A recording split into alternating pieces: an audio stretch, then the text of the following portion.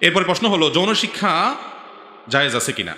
দেখুন, আজকাল যৌন শিক্ষা নামে একটা আলাদা সাবজেক্ট বের হয়েছে, পৃথিবীর বিভিন্ন দেশে অনেক আগে থেকেই আছে, আমাদের দেশে সম্প্রতি চালু হয়েছে এবং অনেকে এটার গুরুত্ব বুঝিয়ে থাকেন। সন্দেহ নাই যৌন শিক্ষা একটা লেভেল পর্যন্ত দরকার আছে। যেমন একজন প্রাপ্তবয়স্ক ছেলে প্রাপ্তবয়স্ক হওয়ার আগে, যখন সে প্রাপ্তবয়স্ক হচ্ছে, পূর্ণ যৌবনে পদার্পণ করছে, ওই টাইমটাতে সে গোসল ফরজ হলে সে কি করবে কি না করবে এই সমস্ত বিধিবিধান কোরআন হাদিসে আছে না নাই? অতএব ইসলাম তো এতটুকু লেভেল পর্যন্ত যৌন শিক্ষা দেওয়ার কথা বলে।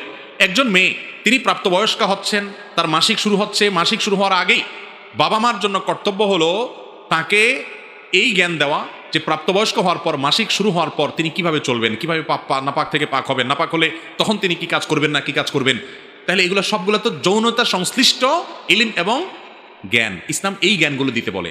যৌন শিক্ষা বলতে যদি আপনি তরুণদেরকে কিভাবে তাদের তারুণ্যে তথাকথিত নিরাপদ যৌনতা করবে, বিবাহ বহির্ভূত সম্পর্ক কিভাবে করবে, তথাকথিত নিরাপত্তার পথ আপনি দেখান, তাহলে এগুলো বরং যুবকদেরকে উস্কানি দিয়ে তরুণদেরকে, উঠতি বয়সের ছেলে মেয়েদেরকে নষ্টামের দিকে যাওয়া, স্বভাবজাত যে লাজুকতা আছে সেটাকে নষ্ট করার মাধ্যমে সমাজ এবং পরিবার আরো ধ্বংসের দিকে যাবে। এর মাধ্যমে ভালো কিছু আসবে না। যৌন শিক্ষা বলতে যদি তার প্রয়োজনীয় যা না জানলে নয়, উপকারী সেই শিক্ষাটা হয়, তাহলে অবশ্যই শরীয়তে গ্রহণযোগ্য।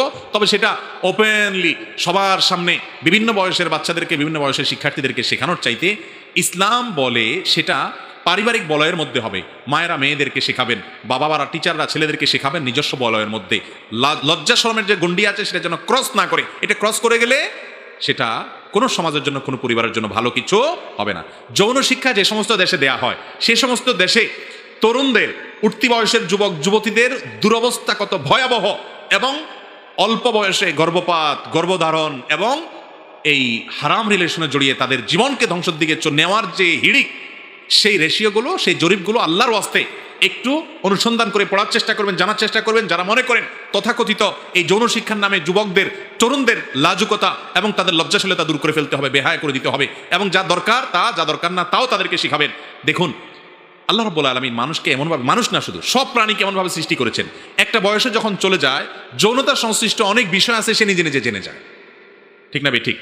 এই জন্য ডক্টর খন্দকার আব্দুল্লাহ জাহির রহমাল্লাহ বলতেন, যৌনতা এটা প্রমোটেড বাই আল্লাহ সুবহানাহু ওয়া তাআলা, এটা সৃষ্টিগতভাবে প্রমোশন প্রাপ্ত। এটা নির্দিষ্ট টাইমে গেলে এমনিতেই মানুষ জেনে যায়, এমনকি কুকুর শুকুররাও জেনে যায়। মানুষ তো পরের কথা।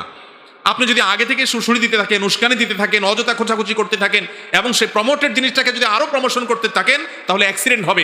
যেটা এমনি প্রমোটেড, ওটাকে আরো বেশি প্রমোশন দিতে গেলে দুর্ঘটনা ঘটবে। প্রমোটেড যেটা, সেটাকে কন্ট্রোল করা শিখাইতে হয়। এই জন্য ইসলাম বলে যৌনতাকে কন্ট্রোল করো, প্রমোশন দিও না। আর সেকুলার সমাজ বলে এটাকে আরো প্রমোশন দাও। তো প্রমোটেড জিনিসটাকে আরো প্রমোশন দিতে গেলে দুর্ঘটনা হয়। ঠিক না ঠিক? গোটা পৃথিবী ধ্বংস হয়ে গেছে। এখন মুসলমান সমাজকে ধ্বংস করার জন্য ইহুদি নাসারারা আমাদেরকে নানান আইডিয়া দিচ্ছে। আমরা যতটুকু উপকারী ততটুকু গ্রহণ করব, ক্ষতিকরটা বর্জন করবো। আল্লাহ তাআলা আমাদেরকে সে তৌফিক দান করুন।